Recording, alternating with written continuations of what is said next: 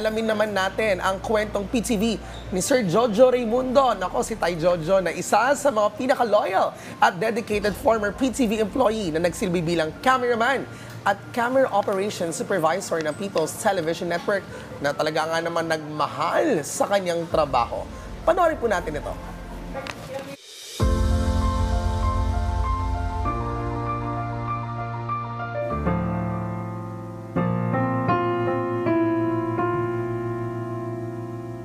Ako si Jose Jojo Raimundo Jr.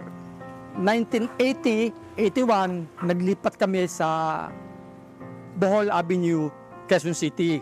Maharlika Broadcasting System na kami na dating PBS, Bureau Broadcast, transfer kami doon.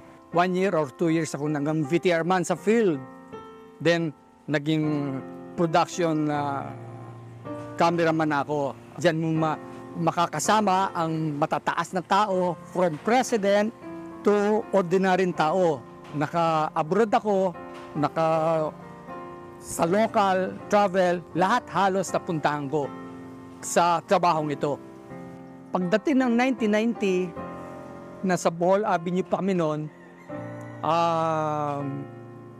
naging OIC, supervisor na ako ng mga ENG cameraman sa production. Nagpamasok ako 1974, afro, buko. Nag-retire ako 2019. Ayan, wala behit. Ayan, ganun akong katagal. Yan, yung mga ibang cameraman natin, pag nagbabakasyon ako sa Mindoro, kasama ko yan. Alam mo, sa pool nung 17, nung first employment ko, sa 1975, hanggang nag-retire ako ng 2019, andito talaga, napakamahal ko talaga yung trabaho ko.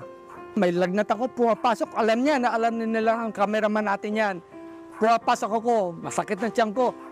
Hindi ganong mataas ang sweldo, pero nasa dibdib ko ang trabaho, nasa puso ko talaga.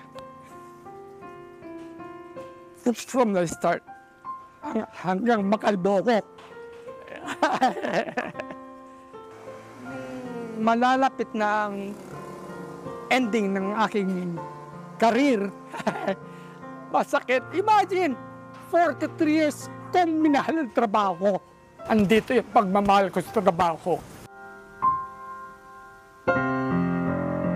Well, sa mga kasalukuyang empleyado, ating mahal na bahay natin na Channel 4,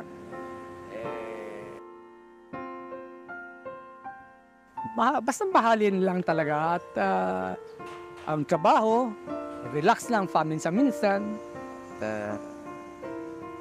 mag-usap-usap pag may problema.